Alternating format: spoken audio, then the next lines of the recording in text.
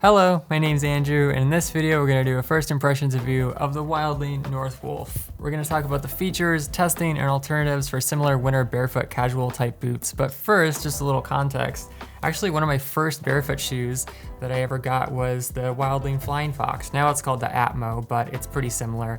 And what I liked about wildling, what made me want to try them, is just like the lightness and the flexibility of the sole, and then just the eco-friendly material. So they have a lot of styles like that, but the North Wolf is one that I have had my eye on for like literally years, and I'm excited about it because it's got a higher upper for winter, but it is extremely light and flexible. You know, it's not clunky like a lot of traditional boots and even some winter barefoot boots. But the North Wolf specifically has a kind of a wool tweed type upper. It almost reminds me of like a tweed suit. It's got this very classy vibe to it. And as far as the toe box, it's got a wide toe box, so not extra wide, but definitely solidly wide to give your toes room to spread out. And then they've got a little lining here that wraps around the shoe just to help with water resistance. And they're actually, even though it doesn't look like it, there is actually a lining in here which you can hear. Hear that kind of synthetic-y sound. So it's got a synthetic liner in there just to improve the water resistance and the wind resistance if you take them out into the cold. Yeah, I love this high lace-up style. And they're really easy to get on and off because the laces are fairly loose. It's not a technical boot where you need them to be really tight, you know, the laces, so it's definitely a casual style.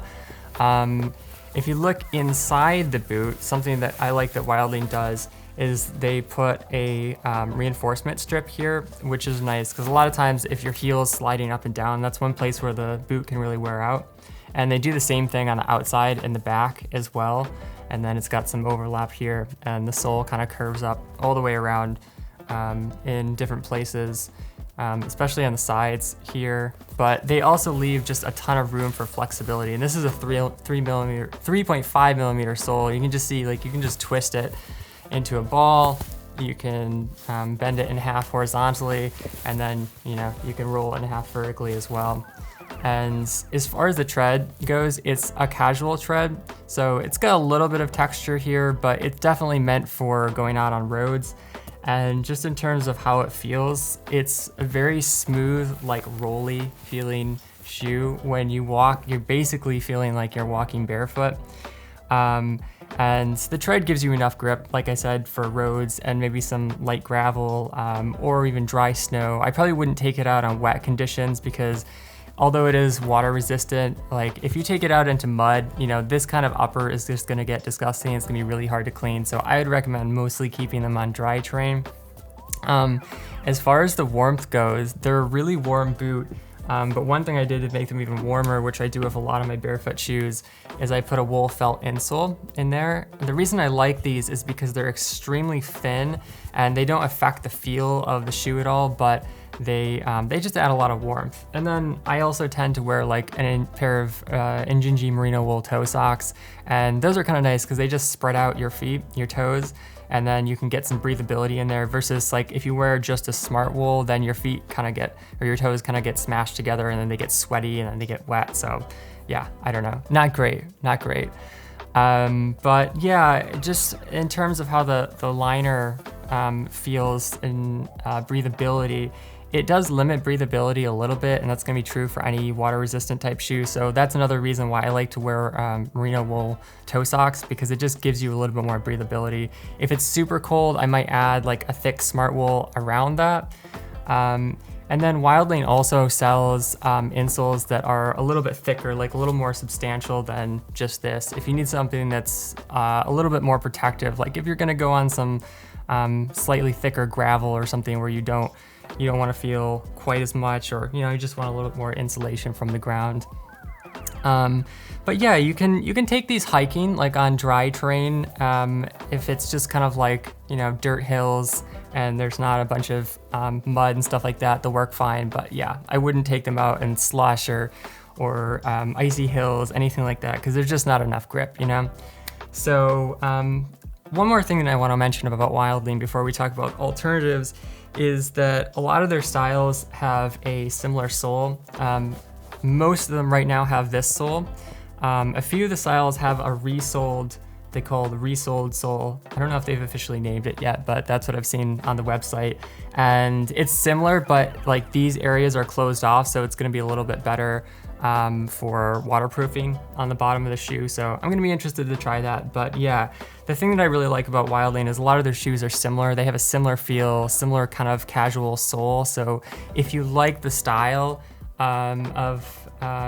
or if you like the idea of the thin sole and maybe the features, but you just want some like different materials, like, I don't know, maybe you're vegan, they have options for that. Like the Flying Fox, the new Atmo, would be vegan, made of a cotton upper.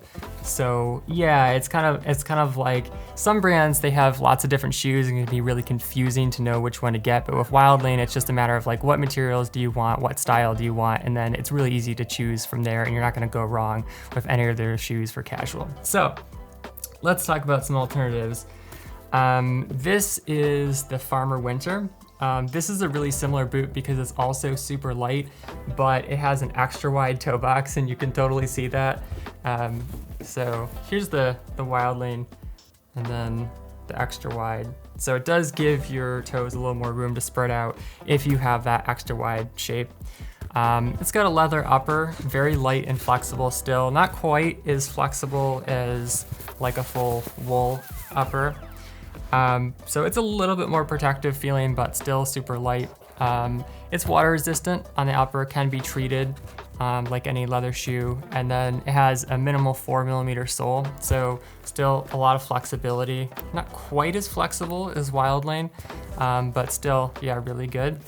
So that's the Farmer. And then another good option, similar option, would be the Vivo Barefoot Gobi Winterized. They sell this in a winterized version, which is insulated with synthetic insulation. And then they also just have a regular Gobi boot. But also very light and flexible, 4mm sole, quite similar to Wildling in terms of the flexibility.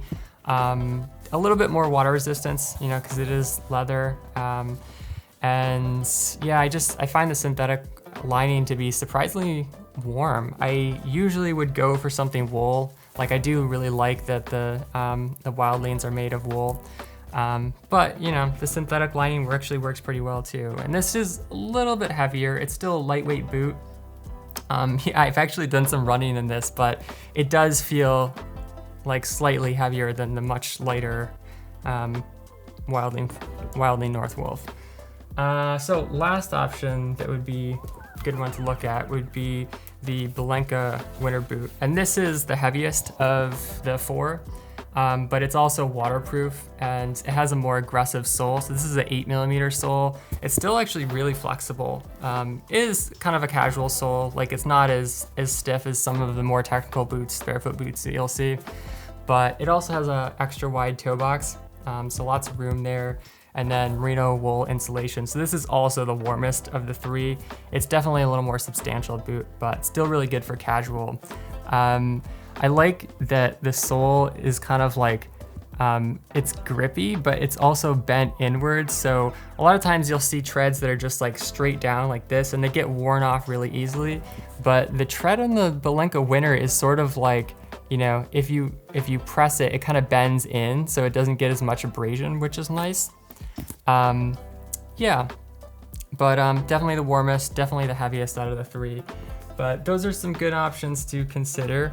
And if you want to support the channel, you can shop with the referral links below, or you can just leave me a question if you have questions about Wildling shoes, finding the right one, or just barefoot shoes in general. And you can also check my website, barefootwear.org, where you can kind of filter and compare styles if you want to just browse around. But yeah, thank you guys for watching, and I will make a full review of the Wildling North Wolf when I get some more testing in. But yeah, I'll catch you next time. Peace.